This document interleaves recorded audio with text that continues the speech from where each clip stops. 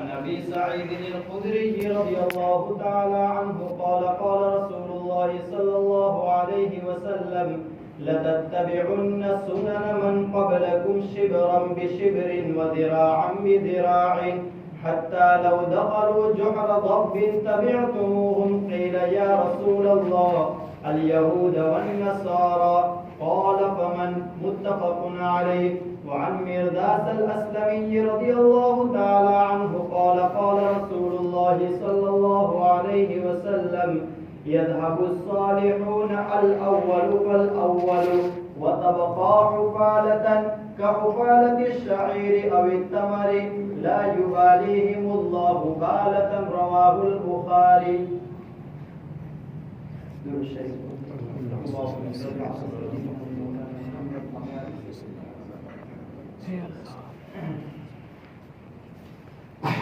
سب سے پہلے تو جیسے گئے گزرے دور کے اندر اللہ اور اللہ کے رسول کی بات کو سننا، اس کو اہمیت دینا ایک بہت بڑی عبادت ہے. اللہ تعالیٰ آپ کی یہ عبادت اور یہ محبت اللہ اور اللہ کے رسول کے ساتھ قبول فرمائے، جس کی برکت سے نسلوں کے اندر نور ایمان، قرآن کا نور، حدیث کا نور اللہ تعالیٰ ہماری نسلوں میں منتقل فرمائے. بہرحال پہلی جو حدیث گزشتہ مرتبہ پڑھی گئی تھی، جس کا خلاصہ یہ تھا کہ قیامت کی ایک چھوٹی علامت یہ بھی ہے کہ لوگوں کے اعمال سے اخلاص اٹھا لیا جائے گا. لوگ عمل تو کریں گے مگر اس عمل کا جو منتہا اللہ کی رضا ہونا چاہیے وہ ختم ہو جائے گا. لوگوں کے اعمال یا تو ریا کے لیے یا تو دکھاوے کے لیے کوئی بھی عمل کرے گا تو آہستہ آہستہ تدریجی طور پر لوگوں کے اعمال سے اخلاص اس طرح اٹھا لیا جائے گا کہ اللہ کے رسول نے فرمایا 100 میں ایک آدمی مشکل سے مخلص ملے گا. اگر 100 نمازیوں کا مجمع ہے، 100 لوگوں کا مجمع ہے تو بہت مشکل سے ایک آدھ آدمی کے عمل کے اندر اخلاص پایا جائے گا. تو یہ قیامت کی ایک چھوٹی علامت ہے. اللہ تعالیٰ اس فتنے سے ہماری حفاظت فرمائے. اس کا معنی یہ نہیں بنتا ہے کہ ہم یہ سمجھے کہ اتنا مشکل ہے، جو ہو چکنے والا ہے وہ تو ہو کر رہے گا، ہم کوشش کریں گے اس کے باوجود اخلاص نہیں رہے گا. ایسا نہیں ہے. آدمی اگر اپنے عمل کے اندر اللہ کی رضا، اللہ کی وجہ کو تلاش کرے گا تو آدمی اپنے عمل کے اندر اخلاص پائے گا. بزرگوں نے لکھا ہے کہ اخلاص کی ابتدا ریا ہے. ریا و نام و نمود شہرت، کہ کوئی بھی عمل جب ابتدا کی جائے گی تو اولاً آدمی یہ چاہے گا کہ میرا عمل کوئی دیکھے. تو عمل کی ابتدا ریا ہوتی ہے. ریا کے ڈر سے عمل کو چھوڑ دینا یہ بھی ایک طرح کا فتنہ ہے. اس لیے ریا کے ڈر سے، نام و نمود کے ڈر سے، شہرت کے ڈر سے یا لوگوں کو دکھلاوا، دل میں اگر داعیہ پیدا ہو رہا ہے تو اگرچہ ہو رہا ہے مگر ہم اپنے عمل کو ترک نہ کریں. ریا کے ڈر سے عمل ہی کو چھوڑ دینا یہ حماقت ہے. اللہ ہماری حفاظت فرمائے. اور آج پہلی حدیث کا خلاصہ یہ تھا. اس حدیث کا ایک دوسرا بھی معنی تھا جو معنی اگلی حدیث میں آ رہا ہے تو اسی کے ماتحت بیان کریں گے. آج جو 2 حدیثیں پڑھی گئی اس میں پہلے حدیث کے راوی ہے حضرت ابو سعید خدری رضی اللہ تعالیٰ عنہ، جلیل القدر صحابی ہے. سعد بن مالک انصاری ان کا نام تھا. یہ سعد بن مالک انصاری مدینہ منورہ کی طرف جو ہجرت کی گئی، ہجرت سے 10 سال قبل پیدا ہوئے. 84 سال کی عمر میں ان کی وفات ہوئی. گھر پر ہی انتقال ہوا اور انتقال کے بعد جنت البقیع میں ان کو دفن کیا گیا. حضرت ابو سعید خدری رضی اللہ تعالیٰ عنہ بہت کم غزوات میں شریک ہوئے ہیں کیونکہ ان کا علمی مشغلہ زیادہ تھا. علمی مشغلہ اتنا زیادہ کہ آپ حدیث کے کوئی بھی کتاب اٹھا کر دیکھو گے اس میں ابو سعید خدری سے روایت کردہ حدیثیں آپ کو مل جائے گی. بہت جلیل القدر صحابی تھے. بہرحال وہ فرماتے ہیں کہ اللہ کے رسول صلی اللہ علیہ وسلم نے فرمایا لَتَتَّبِعُنَّ سُنَنَ مَنْ قَبْلَكُمْ، ضرور بھی ضرور تم پہلے لوگوں کے طریقوں کا اتباع کرو گے۔ کیسا اتباع؟ شبرًا بشبر وذراعًا بذراع، بالشت در بالشت اور ہاتھ در ہاتھ، یعنی مضبوط پیروی کرو گے۔ کس کی؟ اگلوں کی۔ اگلوں سے مراد کون؟ وہ جن کو اللہ نے ان کی بدعمالیوں کی وجہ سے تباہ کر دیا، وہ مراد نہیں ہے۔ جن کو ان کی نیک عمل کی وجہ سے اللہ نے انہیں نواز دیا، وہ مراد نہیں، بلکہ وہ لوگ مراد ہے جنہیں اللہ نے برباد کر دیا، ان کی پیروی کرو گے، مضبوط پیروی۔ کتنی مضبوط؟ حتی لو دخلوا جحر ضب تبعتموہم، یہاں تک کہ اگلی قوموں کا کوئی فرد گو کے بل میں داخل ہوا۔ گو ہوتی ہے نا، ہمارے یہاں گو دیکھی ہوئی ہے، تو گو کا بل سب سے زیادہ خبیث اور سب سے زیادہ کیفیت کے اعتبار سے اگر کسی جانور کا بل ہوتا ہے تو وہ گو ہوتی ہے۔ گو کے علاوہ جو دوسرے جانور بل بناتے ہیں وہ سیدھا بناتے ہیں، اور گو کا جو بل ہوتا ہے وہ غار کی شکل میں ٹیڑھا میڑھا ہوتا ہے، تو بہت خبیث ترین غار ہوتی ہے، خبیث ترین بل ہوتا ہے۔ اگر کوئی آدمی گو کے بل میں داخل ہوا ہے تو تم بھی داخل ہوگے۔ کہا گیا کہ اللہ کے رسول یہ اگلے لوگوں سے کون مراد؟ اس حدیث میں اللہ کے رسول نے فرمایا الیہود والنصارى، صحابہ نے پوچھا الیہود والنصارى، کیا یہود و نصارہ مراد ہے کہ ان کی ہم اتباع کریں گے؟ اللہ کے رسول نے فرمایا فمن، اور کون ہو سکتا ہے؟ بہرحال یہ تو یہ حدیث ہو گئی، حدیث کا ترجمہ ہو گیا۔ اصل میں یہ حدیث کا پس منظر ہے، ایک مرتبہ حنین کے موقع پر اللہ کے رسول صحابہ کو لے کر جا رہے تھے، تو ایک بیری کے درخت کے پاس سے گزر ہوا، تو صحابہ کرام جب ایمان لے آئے تو ایمان لانے سے پہلے جب زمانے جاہلیت میں تھے تو مکہ کے اندر ایک بیری کا عظیم درخت تھا، بہت بڑا درخت تھا، جس درخت کے پاس کفار مکہ سال میں ایک مرتبہ جمع ہوتے اور وہاں جا کر کے ہتھیار اس درخت پر لٹکاتے، طرح طرح کی منتیں مانتے اور اعتکاف کرتے تھے۔ مستقل طور پر عبادتوں کا نظام تھا اس درخت کے پاس سے۔ پھر بیری کا درخت دیکھ کر کے کچھ بدوی قسم کے جو صحابہ ساتھ میں تھے انہیں یاد آ گئے، تو صحابہ نے پوچھا کہ اللہ کے رسول ان کے لیے ذات و انوار ایک بیری کا درخت ہے جس کے پاس جا کر پوجا کرتے ہیں، تو ہمارے لیے ایسا کوئی شعار نہیں ہو سکتا ہے کیا جہاں جا کر کے ہم یاد کریں، اللہ کو یاد کرے، فلاں نہ کرے فلاں نہ کرے؟ تو اللہ کے رسول غضبناک ہوئے اور فرمایا انها سنن قلتم والذی نفسی بیدہ کما قالت بنو اسرائیل، اللہ کی قسم تم نے غضب کر دیا جس کے قبضے میں میری جان ہے، تم نے تو بنو اسرائیل کے نقش قدم پر چلنا آج سے شروع کر دیا۔ صحابہ کرام پر اللہ کے رسول کا جب عتاب نازل ہوا تو صحابہ کرام نے کہا کہ اللہ کے رسول ہم توبہ کرتے ہیں، تو کہا کہ یہ بنو اسرائیل کا طریقہ ہے، اور پھر اس کے بعد یہ حدیث اللہ کے رسول نے بیان فرمائی کہ اگلوں کی پیروی تو میری اس امت کے اندر حد سے زیادہ آئے گی۔ ایک حدیث ہے، حضرت ابو ہریرہ راوی ہے، حضرت ابو ہریرہ فرماتے کہ اللہ کے رسول نے فرمایا کہ لا تقوم الساعة حتى تأخذ بأخذ القرون قبلها، فرمایا کہ قیامت اس وقت تک نہیں آئے گی جب تک میری امت کے افراد اگلے قوموں کی صدیوں میں جو خرابیاں ہوئی ہے وہ صدیوں میں کی جانے والی خرابیاں میری امت کے افراد لمحوں میں کریں گے۔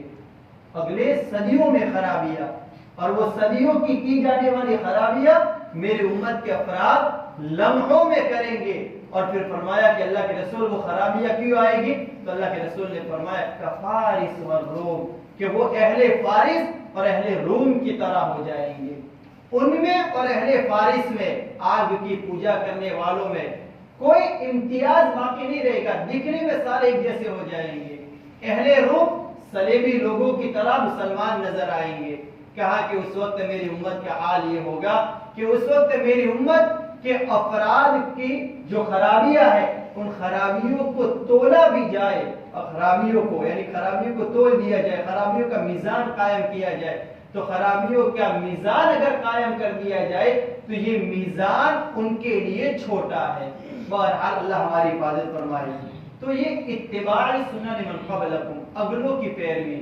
دیکھو اگلوں کی پیروی کیوں آئے گی؟ اس کے 4 وجوہات محدثین نے لکھے۔ ایک تو علم کی کمی، عام طور پر ہمارے مسلم گھرانوں میں جب علم کم ہو جائے گا، علم کی کمی کہاں سے آئے گی کہ جب علماء کی صحبت ختم ہو جائے گی، کتابوں کا ذوق ختم ہو جائے گا، قرآن اور حدیث کا نور سینوں میں منتقل کرنے کی فکر ختم ہو جائے گی، تو علم کم، ایک تو علم کی کمی کی وجہ سے، دوسرا جہالت کو آڑے لانا، جہالت کا انتشار الجہل، دورہ جہالت کا، آدمی کچھ پڑھتا بھی ہے کچھ سنتا بھی ہے، عمل کی نیت سے نہیں سنے گا تو جہالت کا دورہ بڑھے گا۔ تو یہ دوسری وجہ۔ تیسری کا امر بالمعروف کی قلت، لوگ بھلی باتوں کا حکم کرنا، مصلحت کو مقدم رکھیں گے کہ کوئی جگہ پر خرابی نظر آئے گی تو وہاں کہنا اگر میری عزت کو بڑھاتا ہے، میرے وقار کو بڑھاتا ہے تو کوئی کہے گا، اگر کہنا میرے وقار کو مجروح کرتا ہے تو آدمی ترک کر دے۔ تو یہ امر بالمعروف کی کمی کی وجہ سے اور نہی عن المنکر کہ بری باتوں سے آدمی لوگوں کو نہ روکے۔ تو ان چار وجوہات کی بنیاد پر پہلو کی پیروی، پہلو کا اتباع زندگیوں میں آتا ہے۔ دیکھو پہلو سے مراد تمام غیر مسلمین ہے، کسی بھی غیر مسلم فرقے کا، مسلمان کے علاوہ جو لوگ ہیں ان کا اتباع نہیں کرنا چاہیے۔ ان کے اتباع کا چاہے کوئی بھی طریقہ ہو، ہم اپنے گھروں سے ان طریقوں کو نکالیں، ان طریقوں کو ختم کریں۔ کہ یہ اتباع کہاں سے آئے گی؟ کہ اتباع کی ابتدا تشبہ ہے، مشابہت اختیار کی جائے۔ موسیٰ علیہ السلام کے مقابلے میں جب جادوگر آئے، آپ جانتے ہیں جادوگر آئے تو جادوگروں نے پہلے کیا کیا؟ موسیٰ کی مشابہت اختیار کی۔ یہ مشابہت انہیں مجبور کر دیا کہ وہ موسیٰ کا اتباع کرے۔ معلوم یہ ہوا کہ جس قوم کی مشابہت اختیار کی جائے گی، انجام کار آدمی پیروکار اسی کا بن جاتا ہے۔ حضرت حسن بصری کا مشہور مقولہ ہے، حسن بصری کہتے ہیں کہ جس آدمی کی زندگیوں میں چاہے فرائض پائے جائے، جس آدمی کی زندگیوں میں اوراد و وظائف پائی جائے، قرآن کی تلاوت پائی جائے، مگر اس کی زندگی میں غیر مسلموں کے ساتھ مشابہت پائی جاتی ہے، تو انجام کار اس کا خاتمہ اسی مذہب کے اوپر ہونے والا ہے۔ اللہ ہماری حفاظت فرمائے۔ تو یہ بہت خراب چیز ہے۔ بہرحال اتباع کی ابتدا تشبہ، مشابہت۔ مشابہت کیا چیز، کس چیز کا نام؟ کہ مشابہت نام ہے اپنی ہستی کو کسی اور مذہب کی ہستی میں مٹا دیا جائے، کہ میں اپنے آپ کو مثال کے طور پر دھن سوار ہو جائے، کسی قوم کی تہذیب کو ذہن پر اتنا مسلط کر دیا جائے کہ پھر سنتوں سے اس آدمی کو رفتہ رفتہ نعوذ باللہ نفرت ہونے لگے، دھن سوار کر دی جائے، اپنی ہستی کو کسی اور ہستی میں فنا کر دیا جائے، حدود کو توڑ دیا جائے، اسلامی جو حدود ہے ان حدود کو توڑ دیا جائے، اور اپنی ذات اور جو اسلام کے شعار ہیں ان شعار کو باطل اور ختم کر دیا جائے۔ تو یہ تشابہ ہے، مشابہت ہے۔ دیکھو ایک مشابہت پر ایک مثال ہم سمجھے، مثال کے طور پر دو چیزیں ہیں، ایک تو کہ مطلقاً یہود و نصارہ کی پیروی نہیں کرنا ہے، مگر کن باتوں میں؟ ان باتوں میں کہ جن باتوں کی وجہ سے صالحیت پر اثر پڑتا ہو، نیکی پر اثر پڑتا ہو۔ صالحیت پر اثر پڑنے کی مثال اور صلاحیت پر اثر پڑنے کی مثال، دونوں کو الگ الگ ہم سمجھے۔ کچھ چیزیں وہ ہیں یہود و نصارہ کی کہ جن چیزوں کی وجہ سے صلاحیتیں بڑھتی ہیں تو ان چیزوں میں پیروی نہیں کرنا ہے، ایسا نہیں ہے۔ کچھ چیزیں وہ ہے کہ جن کی وجہ سے زندگی میں صالحیت پر، نیکی پر اثر پڑتا ہے تو ان میں پیروی نہیں کرنا ہے۔ اس کی آسان مثال، ہمارے بچے ہیں، ہم اپنے بچوں کو اسکولی نظام کے اندر بھیجیں، اسکول کے اندر ہم بھیج رہے ہیں تو اسکولی جو نظام ہے یہ یہود کا اب مستقل طور پر مسلمان محققین کی جو تجاربی علمیہ ہے، جو مسلمان محققین کا علم ہے، اس کو تو اسکول میں ہم پیدا نہیں کر سکے۔ اب یہ ہماری کمزوری ہے، مجبوری میں بھیجنا پڑے گا۔ ہم جو بھیج رہے ہیں تو وہاں جا کر ہمارے بچے اگر انگریزی پڑھتے ہیں، وہاں جا کر اگر ہمارے بچے سائنس پڑھتے ہیں، وہاں جا کر اگر ہمارے بچے بیکام فلاں وغیرہ سب کچھ پڑھتے ہیں، یہ بہت مستحسن چیز ہے، بہت قابل تعریف اور مبارکبادی کے قابل چیز ہے۔ ایسی چیزوں میں یہود و نصارہ کی پیروی شمار نہیں ہوگی۔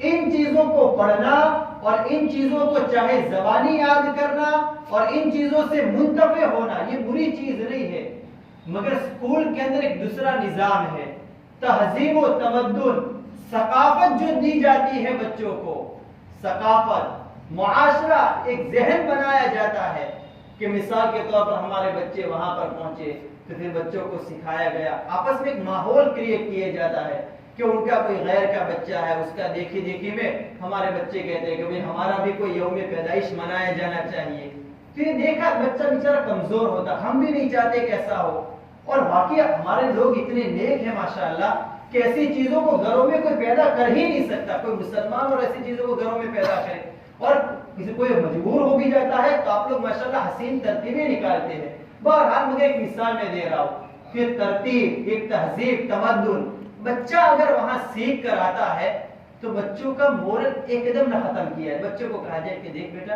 وہ چیز ہمیں نہیں کرنی ہے، تجھے ہدیہ چاہیے، تجھے کوئی تحفہ چاہیے تو بچوں کا دین بدل کر تحفہ دے دیا جائے، بچوں کو دین بدل کر تحفہ دیا جائے، اور یہ بات ذہن میں اس وقت بٹھائی جائے کہ یہ تحفہ یوم پیدائش کا نہیں ہے، یہ تحفہ یوم پیدائش کا نہیں ہے، یہ بچوں کو 7 مرتبہ بلوائے کہ بول بیٹا یوم پیدائش کا یہ تحفہ نہیں، یوم پیدائش کا یہ تحفہ نہیں، بار بار بلوائے، بچوں کو بول کر کے ذہن میں بیٹھے گی یہ بات کہ یوم پیدائش کا کوئی تحفہ، یوم پیدائش کو منانا یہ ہماری ثقافت میں نہیں ہے، ہماری تہذیب میں نہیں ہے، برتھ ڈے منانا، یہ ثقافت تقسیم جو کی جاتی ہے اس میں پیروی نہیں کرنا ہے، اس میں ہم اپنے آپ کو، اپنے بچوں کو بچائیں۔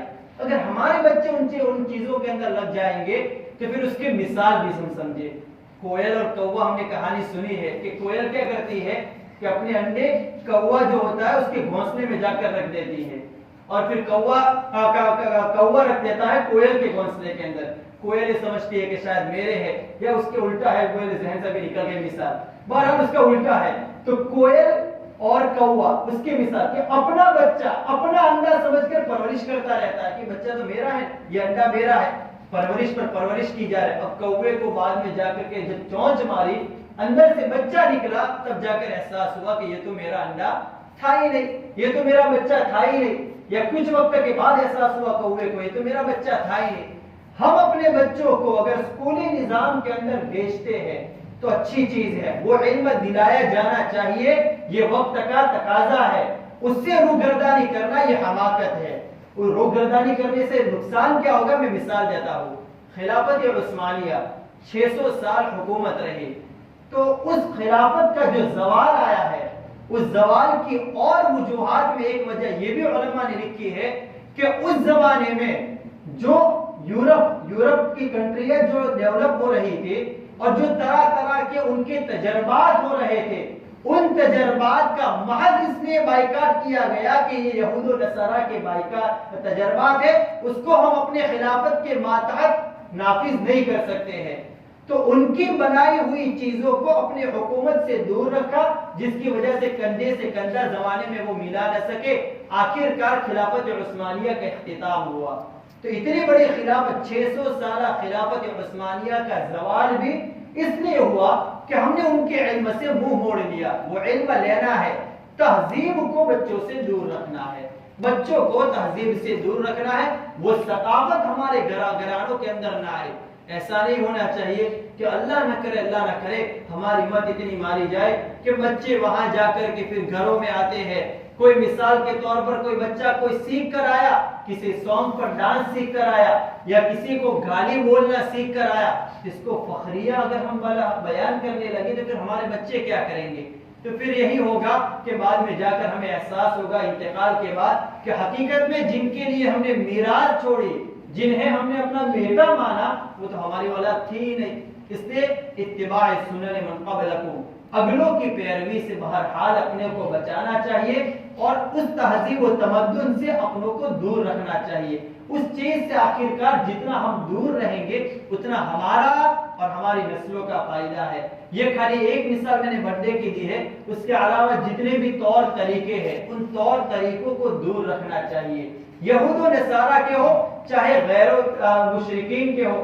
ہمارے علاقے میں یہود و نصارہ کی پھر بھی کم پیروی پائی جاتی ہے، حنود ہندو لوگوں کی پیروی زیادہ پائی جاتی ہے، کیونکہ آخرکار ایک زمانے میں ہم بھی وہاں سے یا تو منتقل ہو کر آئے ہیں یا تو ہماری مجانست صحبت ان کے ساتھ زیادہ ہے، تو ہم اپنے معاشرت سے ان طور و طریق کو نکال دے۔ میں ایک مثال دیتا ہوں، صحابہ کرام رضی اللہ عنہ اجمعین کو اللہ کے رسول نے سکھایا کہ جو کنگھی کرے تو جو مانگ نکالی جاتی ہے وہ بیچ میں نکالو۔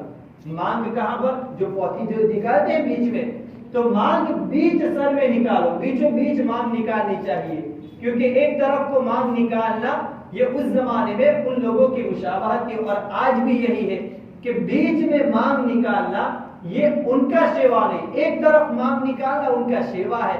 تم اپنے سروں میں کنگھی بیچوں بیچ کرے، بیچ میں مانگ نکالے، سنت پر بھی عمل ہو جائے گا اور مانگ نکالنے کی جو ہماری من کی مراد ہے وہ بھی پوری ہو جائے گی۔ تو آسان ہے، ایک دم سے اگر کوئی تبدیلی ہم نہیں لا سکتے تو آہستہ آہستہ، مگر سب سے بڑی چیز حکمت ہے۔ مومن کا خزانہ، کھویا ہوا خزانہ حکمت ہے۔ حکمت کے ساتھ اپنے گھروں میں ان چیزوں کو ہم نافذ کرنے کی کوشش کریں، اور حکمت کا معنی یہ نہیں بنتا ہے کہ ان چیزوں کو نافذ کرنے کی فکر ہی ہم چھوڑ دیں۔ اللہ ہماری ایسی غفلت سے حفاظت فرمائے۔ بہرحال غیر مسلموں کے ساتھ مشابہت، اللہ تعالیٰ نے اللہ کے رسول نے فرمایا کہ غیر مسلموں کے ساتھ مشابہت اور ان کا اتباع کرنا یہ مسلمان گھروں میں پیدا ہونے لگے تو سمجھ لو کہ یہ قیامت کی ایک علامت ہے۔ قیامت کی ایک علامت مسلمانوں کا اپنی تہذیب کو چھوڑ کر کے غیروں کی تہذیب چاہے عبادت میں ہو، خوشیوں کا موقع ہو، غمی کا موقع ہو، بہرحال کسی بھی موقع پر غیروں کی تہذیب کو ترک کرنا چاہیے۔ اللہ تعالیٰ اس تہذیب سے ہماری حفاظت فرمائے جس تہذیب سے اللہ ناراض ہوتا ہو۔ دوسری جو حدیث پڑھی گئی، دوسری حدیث کو میں بیان کرتا ہوں کہ اللہ کے رسول صلی اللہ علیہ وسلم نے فرمایا کہ نیک لوگ ختم ہوتے جائیں گے، نیک لوگوں کا انتقال، یذهب الصالحون، نیکوں کا انتقال ہوتا جائے گا، الاول فالاول، جو زیادہ نیک ہوگا وہ پہلے انتقال کرے گا۔ پھر دوسری برادری کے اندر کوئی نیک ہے تو اس کا ایسا یہ مطلب نہیں بنتا ہے کہ جس نے پہلے انتقال کیا وہ زیادہ نیک تھا، یہ مراد نہیں ہے۔ کسی برادری کے اندر دو آدمی ہیں، کوئی زیادہ نیک ہو تو بعید نہیں ہے کہ نیک آدمی کا بعد میں انتقال ہو، جو کم نیک ہو اس کا پہلے انتقال ہو جائے، مگر عمومی طور پر قرب قیامت میں نیکوں کا انتقال بڑھ جائے گا، نیکوں کا انتقال زیادہ ہو جائے گا، جس طرح 2020 19 وغیرہ کے اندر ہم نے دیکھا۔ وَتَبْقَى حُفَالَةً كَحُفَالَةِ الشَّعِيرِ أَوِ التَّمَرِ، اللہ کے رسول نے فرمایا لوگ بھوسوں کی طرح رہ جائے گا۔ کھجور اور جو کا بھوسا ہوتا ہے، گیہوں کا بھوسا ہوتا ہے، کھلیان کے اندر ہم نے دیکھا ہے، تو اس بھوسے کے مانند لوگ رہ جائیں گے کہ اللہ کو ان کی کوئی پرواہ نہیں ہوگی، وہ چاہے کھائے پیے، دعائیں مانگے، کچھ بھی کرے، ان کی اللہ کو کوئی پرواہ نہیں ہوگی، تو وہ بھوسوں کے مانند لوگ رہ جائیں گے۔ بہرحال یہ حدیث ہے، اس حدیث کو سمجھنے کے لیے دو باتیں ہم سمجھے، ایک ہوتی ہے صلاحیت اور ایک ہوتی ہے صالحیت۔ پہلے والی حدیث کے اندر میں بیان کر چکا ہوں۔ صلاحیت اور صالحیت کو سمجھنے کے لیے ہم جب دارالعلوم دیوبند کے اندر گئے، داخلہ کرانا تھا مشکات کے اندر یعنی سارے ہفتوں کے اندر، تو ہم حضرت مفتی امین صاحب کے پاس گئے، حضرت مفتی امین صاحب کے پاس پہنچے اور جا کر کہا کہ حضرت دعا کر دو ہمارا داخلہ ہو جائے، کیونکہ وہاں تو نفسا نفسی کا عالم ہوتا ہے۔ تو مفتی امین صاحب نے کہا کہ دیکھو دارالعلوم میں داخلے کے لیے صالحیت کی ضرورت پڑتی ہے، صلاحیت کی ضرورت نہیں ہے، تم چاہے کتنے ہی علمی نکات بیان کرو، مگر یہاں دارالعلوم میں قدرتی اللہ کا نظام یہ ہے کہ جس کی طبیعت میں نیکی ہوتی ہے اللہ اس کا داخلہ کرتے ہیں۔ اب یہ حدیث سمجھو، حدیث کا خلاصہ یہ ہے کہ قرب قیامت میں ہنرمند تو لوگ بہت پیدا ہوں گے، ہنر کوئی کم نہیں ہوگا، اس کے اندر بھی ہنر ہے، اس کے اندر بھی ہنر ہے، ہنر تو عام ہوگا، مگر صالحیت، دلوں سے نیکی کا جذبہ ختم ہو جائے گا، دلوں سے نیکی کا جذبہ ختم ہو جائے گا۔ ایک مرتبہ نواب سعد اللہ خان، لاہور کے اندر اس کا مقبرہ ہے، بڑا نیک آدمی تھا، اور شاہ جہاں کے زمانے کے اندر وہ لاہور کے اندر وزیر اعظم کی پوسٹ پر بھی رہ چکا ہے، بہت بڑا نیک آدمی تھا، اور بالکل خستہ حالی سے اٹھ کر کے اللہ نے اس کو وزیر اعظم بنایا تھا، اس کا بڑا نیک دل آدمی تھا۔ تو نواب سعد اللہ خان ایک مرتبہ دعائیں مانگ رہا تھا، تو کوئی پاس میں بیٹھا ہوا تھا کہ نواب میاں آپ کو اللہ نے سب کچھ دے دیا، نیچے جھونپڑی سے اٹھ کر کے محلوں میں پہنچے ہو، تب کیا چیز ایسی باقی رہ گئی ہے آپ کو مانگنے کی ضرورت پڑی؟ تو نواب سعد اللہ خان نے بڑی نیک بات کی، اس نے کہا کہ مجھے نیک لوگوں کی خواہش اور تمنا دعاؤں پر مجبور کرتی ہے۔ نیک آدمیوں کی خواہش، اگر میرے اطراف میں نیک لوگ موجود ہیں، میرے اطراف میں نیک لوگ، کہ میں کاروبار کر رہا ہوں تو کاروبار کے اندر امانت دار آدمی میرے پاس موجود ہے، اگر میں زراعت کر رہا ہوں، کھیتی کر رہا ہوں تو امانت دار کوئی میرے پاس کھیتی کرنے والا موجود ہے، میں کوئی نظام چلاتا ہوں تو امانت دار لوگ ماتحت میرے ماتحت موجود ہے، میں اگر استاد ہوں تو میرے امانت دار شاگرد موجود ہے، میں اگر شاگرد ہوں تو امانت دار نیک استاد مجھے ملا ہوا ہے۔ تو یہ نیکی والی چیز آدمی کو مجبور کرتی ہے کہ وہ دعائیں مانگے۔ کسی کو نیک آدمی مل گئے تو اس کو ساری دنیا کا خزانہ مل گیا، اگر کسی آدمی کو نیک لوگ نہیں ملے تو خزانہ ہوتے ہوئے بھی وہ آدمی بڑا پریشان حال رہے گا۔ اس لیے علماء نے لکھا ہے کہ دکار پڑ جائے، قحط سالی پڑ جائے تو یہ قحط سالی چھوٹی چیز ہے، افراد کا دکار پڑ جائے، لوگ اچھے باقی نہ رہے تو سمجھ لو کہ یہ سب سے بڑی قحط سالی ہے۔ حضرت عمر رضی اللہ تعالیٰ عنہ کے زمانے میں جب مدینہ منورہ کے اندر قحط پڑا تو حضرت عمر نے اپنی بصیرت کے ساتھ اس قحط سالی کو دور کر دیا تو دکار دور ہو گیا، کیونکہ طبیعت کے اندر نیکی موجود تھی۔ اور آج ہمارا نظام کیا ہے؟ گوداموں کے اندر، کوٹھاروں کے اندر، گھروں کے اندر گندم، جو، باجرہ، فلا سارا دنیا بھر کا خزانہ بھرا پڑا ہے، مگر ہمارا غریب کا بچہ آج بھی سڑک پر بھوکا مر رہا ہے۔ زکاتیں دنیا بھر کی ہم نکالتے ہیں، مگر پھر بھی غریب بیوہ وہی کی وہی حالت میں آج کل وہی بیوہ رو رہی ہے۔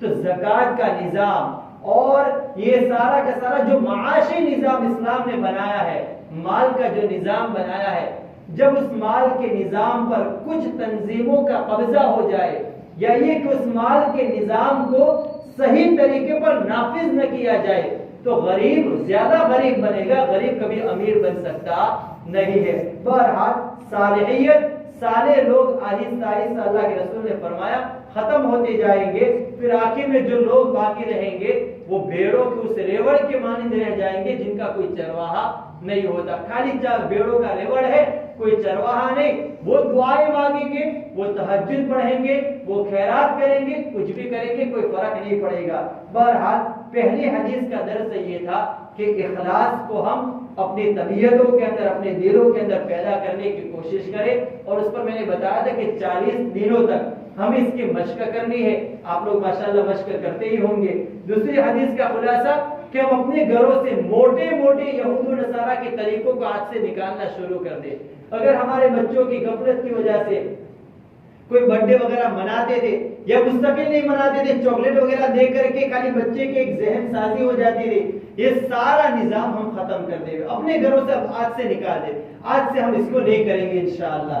تو اس کو اپنے گھروں سے آج سے نکال دے، نہ موم بتی جلانا ہے، نہ کوئی کیک کاٹنا ہے، نہ چاکلیٹ تقسیم کرنا ہے، البتہ بچے کا دل نہیں توڑنا۔ دیکھو بچوں کا دل توڑ دیا جائے گا تو بہت بڑا نقصان ہوگا۔ بچوں کا دل نہیں توڑنا، بچوں سے کہے کہ آپ کو تحفہ چاہیے تو تحفہ 2 دن پہلے دے دیا جائے، یا یہ کہ تحفہ بعد میں جا کر کبھی دے دیا جائے، مگر بچوں سے یہ بلوائے، بار بار 7 مرتبہ 11 مرتبہ 70 مرتبہ بلوائے کہ یوم پیدائش کی کوئی حقیقت نہیں ہے، یوم پیدائش اسلام کے اندر کوئی فنکشن وغیرہ نہیں ہے۔ تو بہرحال ہر کام کے اندر یہود و نصارہ کے طریقوں کو، حتیٰ کہ عبادت کے لیے علماء نے لکھا ہے کہ اگر کوئی آدمی معذور ہے، نماز نہیں پڑھ سکتا ہے کھڑے کھڑے، تو اس کے لیے مسئلہ یہ لکھا کہ یہود و نصارہ کا طریقہ یہ ہے کہ وہ اپنی عبادت گاہوں میں کرسیوں پر بیٹھتے ہیں، اس لیے ہم اپنی نماز بیٹھ کر کے ادا کریں۔ اگر کوئی آدمی بیٹھ سکتا ہے صف کے اندر تو چاہے بیچ صف کے اندر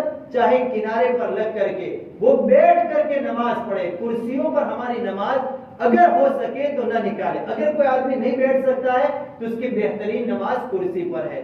ہم اس کا اہتمام کریں، اپنے عبادتوں کے اندر سے اور عبادتوں کے علاوہ طریقوں سے یہود و نصارہ کے طریقوں کو نکالیں۔ یہ دوسرا درس ہے۔ اور تیسرا درس کہ صالح لوگوں کو ہم تلاش کریں اور ان کی صحبت کو لازم پکڑے۔ خالی صلاحیتوں کو دیکھ کر کے کسی کا گرویدہ بن جانا یہ اسلام کا ترئی، اسلام کا بتایا ہوا طریقہ نہیں ہے۔ اللہ تعالیٰ مجھے اور آپ کو اپنے سننے سے زیادہ عمل کرنے کے توفیق عطا فرمائے۔ درود شریف بسم الله الرحمن الرحيم اللهم صل على سيدنا ومولانا محمد وعلى ال سيدنا ومولانا محمد وبارك وسلم اللهم انا نسالك من خير ما سالك منه نبيك وحبيبك سيدنا محمد صلى الله عليه وسلم ونعوذ بك من شر ما استعاذك منه نبيك وحبيبك سيدنا محمد صلى الله عليه وسلم وانت المستعان وعليك البلاغ لا حول ولا قوه الا بالله جزا الله عنا محمدا صلى الله عليه وسلم بما هو اهله سبحان ربك رب العزة عما يصفون وسلام على المرسلين والحمد لله رب العالمين برحمتك.